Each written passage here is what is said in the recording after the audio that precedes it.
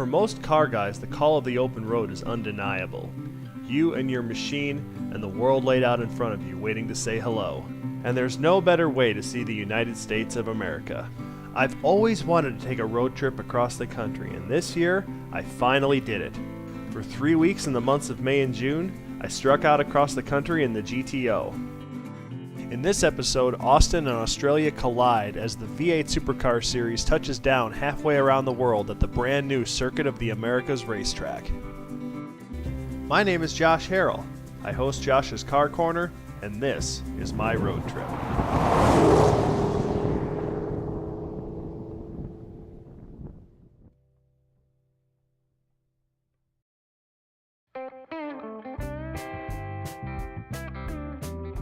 On Friday morning, the gates of Circuit of the Americas opened for the V8 Supercar race, and those of us that were on the Facebook page all agreed to meet at a Veterans Center parking lot near the racetrack to all drive in as a convoy.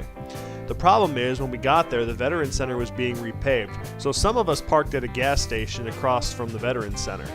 Those that saw the convoy gathered up together, and the idea was that we were all going to drive in as a convoy so we could all park next to each other in the parking lot. The problem with this was that we all had different seats at different parts of the track, so when we got in there, we all had to break away from the convoy and go park in our assigned parking zones anyway. So it was a good idea, but it didn't work very well. Today was the first opportunity for any of the V8 Supercar drivers to see the track, so they got quite a few practice sessions in. There were also 2 other racing series racing at the track that weekend to give you a full day's worth of racing to watch. Along with the V8 Supercars, the coolest car there in my book was the Cadillac CTSV race car. It dominated the racing in the class that it ran, and you could immediately hear that V8 exhaust note as it roared down the front straightaway.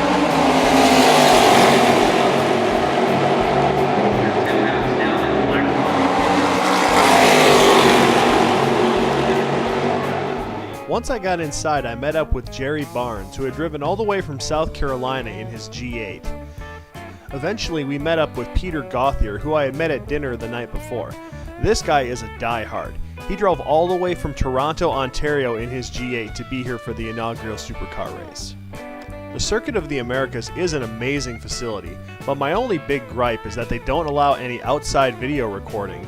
You can bring in a still camera, but that's about it. What they don't seem to realize is that it's 2013, and everybody now has a smartphone or a tablet with an HD camera built into it, so there was nothing to stop me from recording the start of race number 1.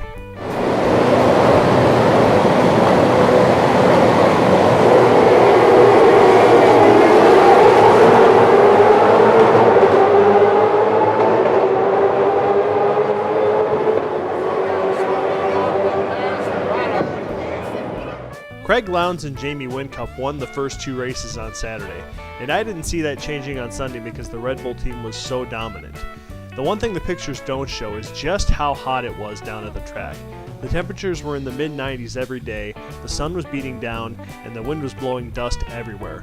So by the time you left the track and went back to your hotel, you were disgusting and dirty and beat down. So by the time Sunday rolled around, I decided instead of going back to the track, I would hit the road and head for my next destination.